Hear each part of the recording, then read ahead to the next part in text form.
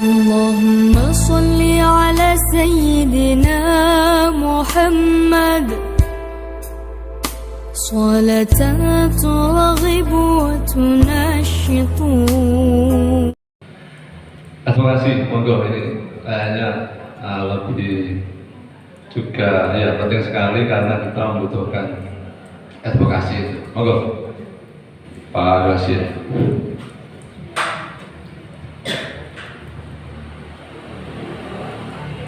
Assalamualaikum warahmatullahi wabarakatuh. Langsung untuk mendapatkan advokasi dan hukum perjelas dari program yang kami sampaikan di kantor kabupaten kemarin. Yang pertama adalah layanan konsultasi. Ini ada dua opsi, dua cara, dua kegiatan. Satu, layanan konsultasi di darat, tidak online. Jadi ada dua layanan konsultasi, darat dan online. Yang untuk darat ini setiap hari Jumat di kantor di Kertosono. Kantor kita sepakat di Kertosono. Itu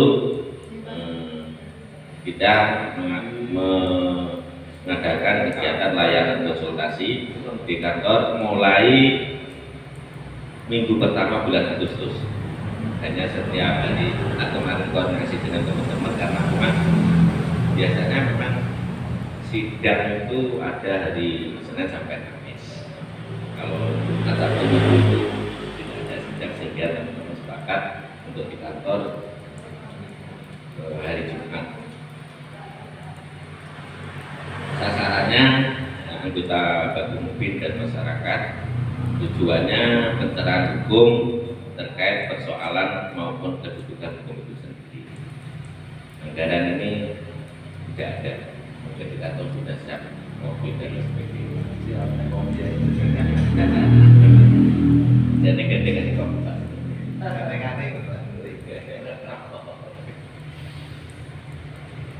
Yang kedua, layanan online ini ya sasarannya anggota Bakumubin dan masyarakat. Kalau ini waktunya tentatif 24 jam setiap hari. Yang kedua, penyuluhan hukum. Sasarannya pondok pesantren, yayasan. Kenapa pondok pesantren, yayasan, mereka utama Bakumubin maupun masyarakat? Saat ini yayasan pendidikan pondok pesantren ini kuat di dua unsur, yaitu unsur manajemen pendidikan itu sendiri dan manajemen sosial. Ini rata-rata bagus. Tapi ketika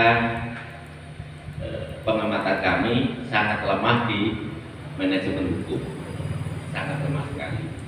Ada sangat banyak kasus di Indonesia ini khususnya di Nganjuk. 6 bulan terakhir ini kami pengalaman pribadi, pengalaman kantor kami itu, pengalaman kantor kami menangani perkara sengketa yayasan, sengketa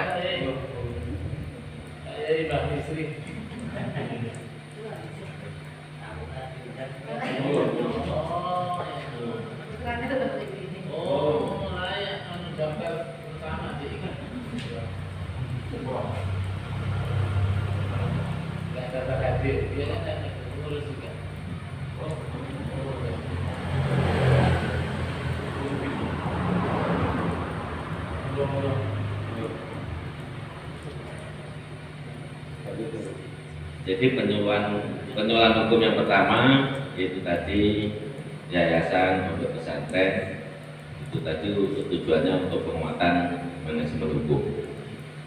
Ini sangat penting ya.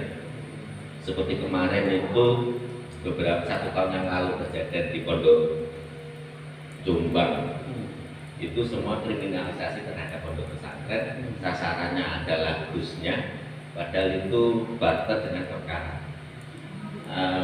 Orang lain menyerap tanah berpuluh-puluh sertifikat dan tanah berpuluh-puluh hektar juga ditukar dengan mengkriminalisasi salah satu busnya.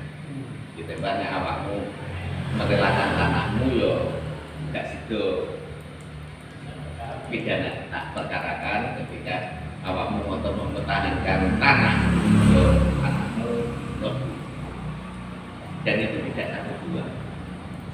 Saya mengamati ketum kita Bapak Dr. Ali Ngabalin ketika semua membuli tanda kutip Al-Zaitun, termasuk banyak orang-orang kita juga yang membuli.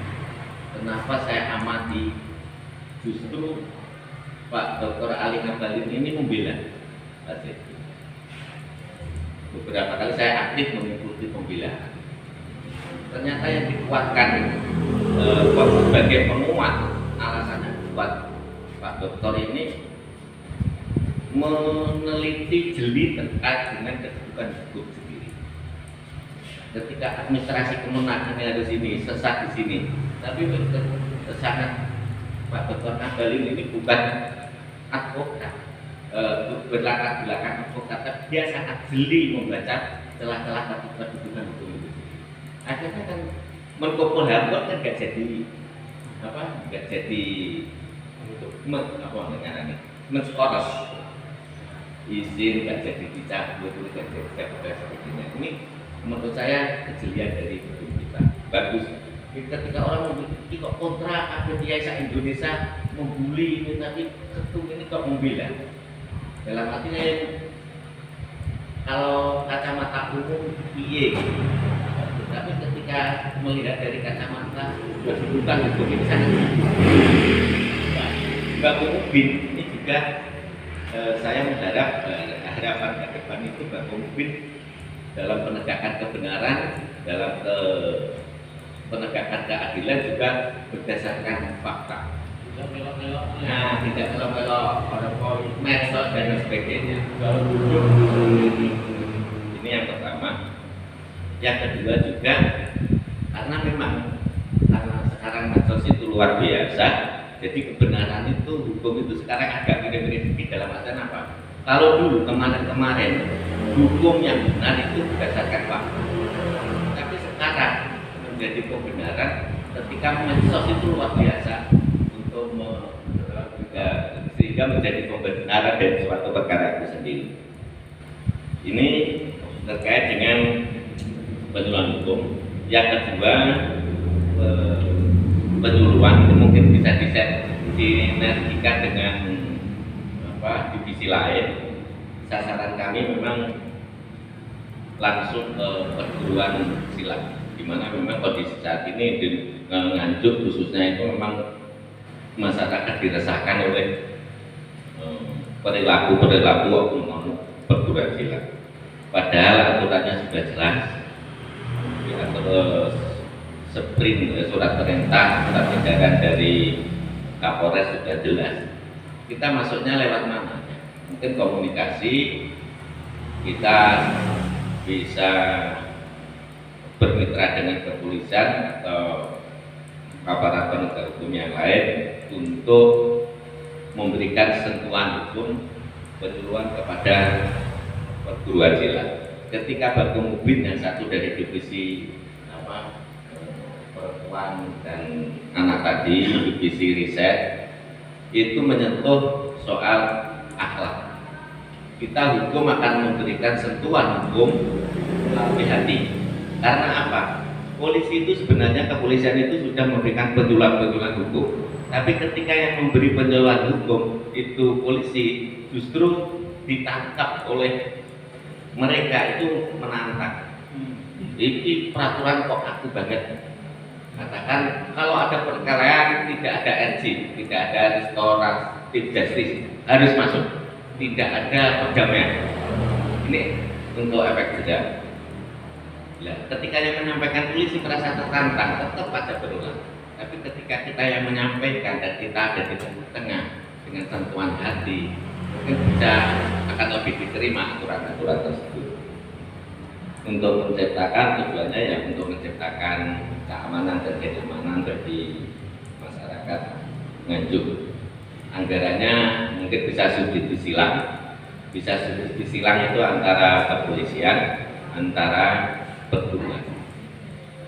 Itu, dan yang terakhir adalah program memberikan advokasi pendampingan masyarakat baik litigasi maupun non litigasi. Ini mungkin ini nanti hasil dari konsultasi ini akan ada penanganan dan siapa penanggung jawabnya.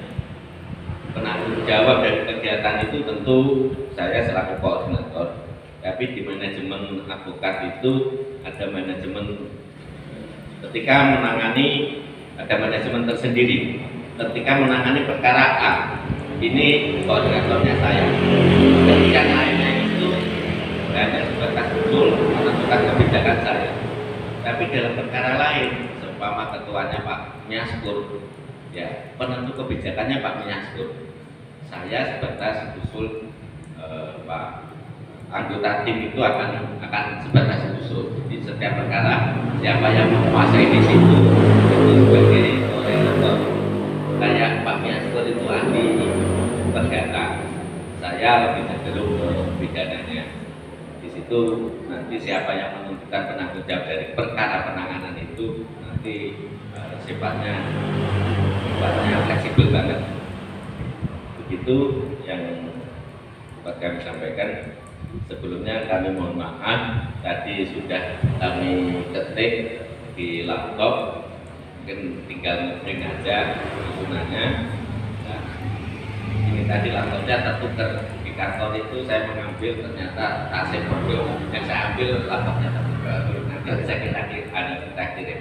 Sebenarnya baru ada yang duit itu. Ada yang terima kasih Pak Diwasi.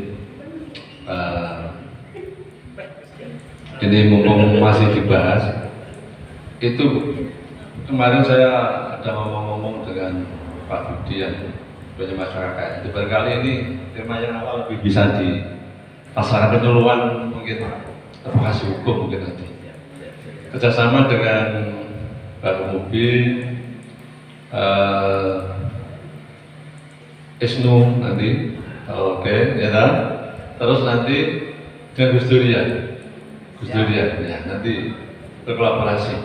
Ditambah nanti kalau Bu Mawanah siap itu katanya, jadi dengan masyarakat.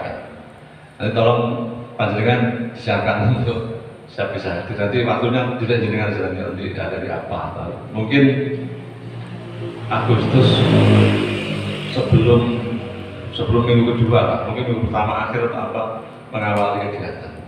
Lebih bisa dilaksanakan begitu yang terkait penyuluhan gitu. Kata nggih? Oke. Waktunya tinggal 10 menit. Oh ya. Dan ini sudah terakhir, sudah terakhir. Tadi Bu Nyai mau minta waktu untuk menyampaikan sebelum ditutup. Kita tunggu dulu, ambil ya selesainya acara kita. Alhamdulillah, Dumateng Kiai Haris dan sedoyo pengurus, ketua dan seluruh pengurus Baku Mobil Nganjuk yang saya hormati. Alhamdulillah, kulo al-iktifa'ul ikhtisor. Saya yang jelas selaku pengasuh dari Holistic Tahfidz and Kitab Center Pesantren Baitul Quran Sawahan Nganjuk mengucapkan matur suwun sangat, jazakumullah ahsanal jazak atas kepercayaan panjenengan semuanya di perdana menika, rapat perdana kita di Baku Mobil ini dilaksanakan di pondok kami. Yang jelas mudah-mudahan untuk ke depan kita bisa lebih solid lagi dengan adanya program-program yang telah kita bahas bersama. Cuman masalahnya kalau di Baku Mobil ini sentak urusi apa ngoten kula kena ndelok mawon mau kula nggih trimo bendahara seneng ngisor niku kan kudune nyawang tok ngoten.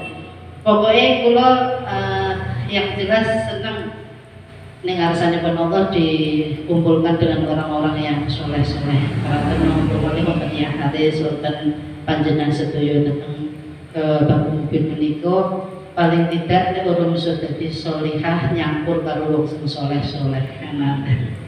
Dan mudah-mudahan nopo ingkang panjenengan langkahkan setiap langkah sampai ke Baitul Quran menika menjadi saksi ning ngarsanipun Allah. Anggenipun kula syukur bahwa panjenengan semua orang-orang yang membawa barokah sing loberi dhateng Baitul Quran menika.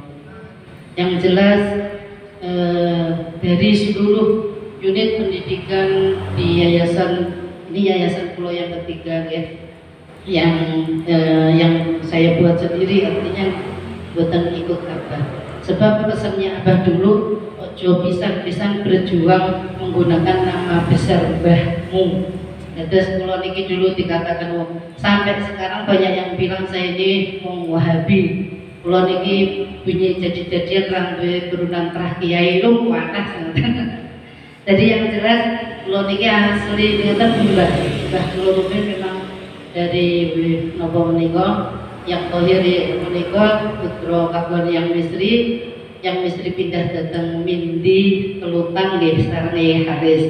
Terus ibu abah kula menika nggih lahiran Blitar tapi abah datang Mindi. Nanten lajeng bayai yang Misri menika kagungan putra Mbah Izzuddin datang Madiun, sehingga kita ada di Madiun. Terus kalau balik ning Nganjuk itu jadi yang balik ning gone Mbah Dewi kan. Dipikir saya bukan orang Nganjuk kan.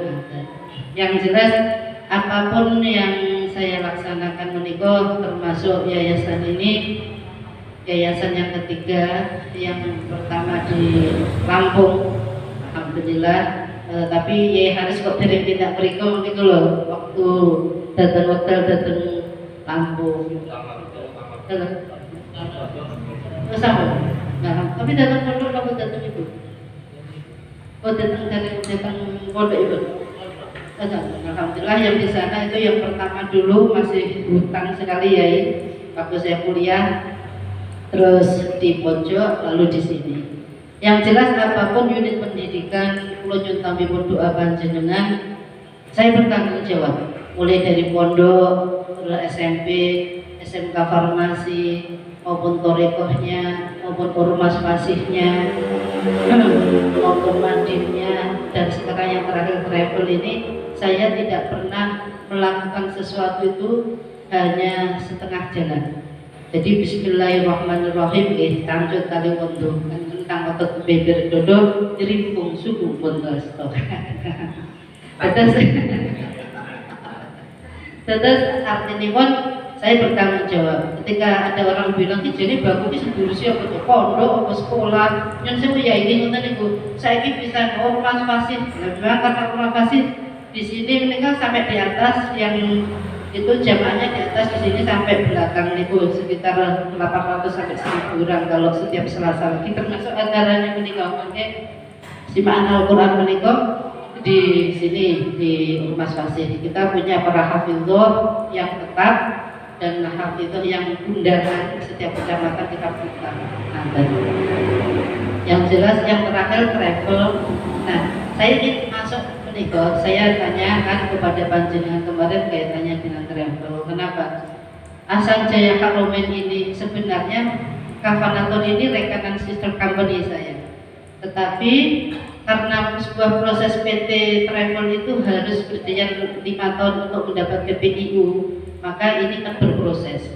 Akhirnya saya selaku komisaris dari PT Hasan Jaya ini, daripada saya nebeng ke Kafanatur untuk menjadi kepala cabangnya, maka saya langsung membeli saham di PT Santika Global Travel Indo. Saya selaku komisaris PT Santika, sehingga Hasan Jaya ini bisa saya milik saya sendiri. Kenapa? Karena kalau saya di sana selaku komisaris di Santika Travel Indo, di Hasan Jaya juga sebagai komisaris dari perusahaan ini, tapi visi misi saya adalah ta'abbud, untuk merealisasikan ta'abbud lewat umroh.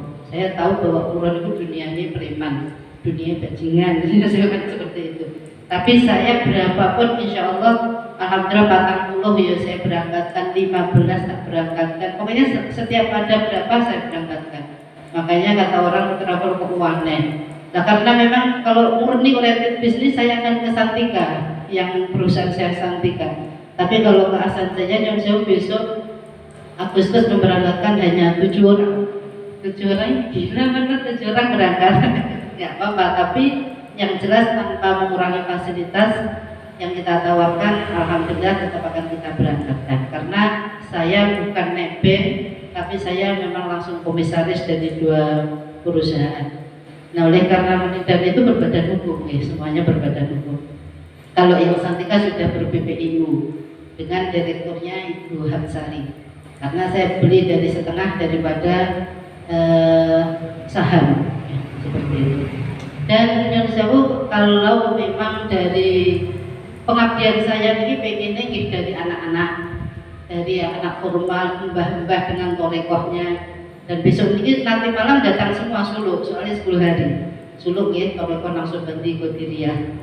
Dan Yai, tetes nyun pangestu pun nanti malam mungkin Ibu ragu karena yang itu langsung Abah sambung kulung ya, ngaten. Beliau adalah torekohnya Qadiriyah Naqsabandi. Di sini adalah Naqsabandi Khalidiyah, tetapi pulau Rumiyin sama abah saya sudah dibaiat Qadiriyah sendiri oleh abah. Terus dengan paling saya Naqsabandi corong mayu gitu, mayu betul ya itu. Jadi mayu dua, karena di sini sudah ada Qadiriyah, maka yang saya hidupkan di sini Naqsabandi. Sebab di sini Nyun Sewu Yai, di sini ada namanya di Sawah Meniko ada torekoh orangnya orang itu, tapi makanya kalau saya sampaikan kok nggak dipublis oleh siapa nggih monggo. Sepenting kalau sudah menyampaikan bahwa ada Satari. Kalau lihat ya kan yang Tabarun ini yang Satari itu yang Satari, yang dia yang Satari. Jadi tidak bukan Satari yang bukan Al-Kabar, bukan. Nah itu jadi saya memang mengimbari seperti itu. Nah saya sudah sampaikan kepada MWC, tapi zaman dulu MWC enggak ya, akhirnya saya mendirikan yang Naqsabandi. Karena kodenya sudah dipakai oleh Yai Rumli. Terus bareng ya dengan kodenya saya tak Naqsabandinya.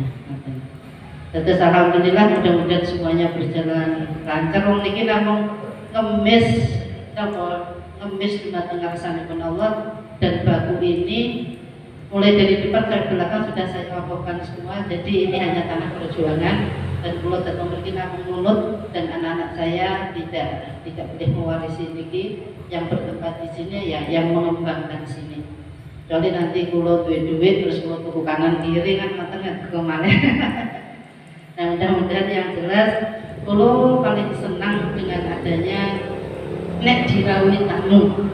Saya paling senang ketika ada dirawuhi tamu, dan pasti ketika ada Rijalul Ansor atau apapun organisasi apapun. Pernah Pak Jain juga bilang seluruh pondok pesantren butuh tempat. Nek kerasa tembaku siap saya.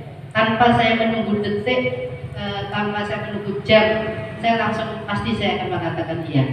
Itu nggak tahu, pokoknya saya senang terima tamu seperti itu. Tetapi ya Nyun Sewu karena niki kemarin itu panjenengan dawuh bahwa nanti ada Rijalul Ansor, maka ya saya siap saja. Dewi masaknya bisa gitu. Siap karena belakang nanti. Cuman kan halnya kan jam kemarin di paling jamnya saja jam berapa kan ada. Nah sehingga karena saya perkirakan ini tadi 60 orang dengan keluarga juga. Jadi kalau katanya ngomong ke lagi jangan nanggung gitu loh. Nah karena kita didadaki kan didadaki tetap kau ya kan rumahnya nonton ya harus tahu ya alhamdulillah nggak tangis gitu. Terus alhamdulillah kalau suatu saat panjenengan dengan organisasi apapun di bawah Nahdlatul Ulama panjenengan untuk ingin melaksanakan acara semi Malang matang ya, paling tidak ya saya siap selalu apapun itu. Dan mudah-mudahan ini menjadi salah satu bentuk cara saya untuk bersilaturahmi yang mungkin saya tidak bisa bersilaturahmi dari rumah ke rumah, yang mungkin dengan adanya ini bisa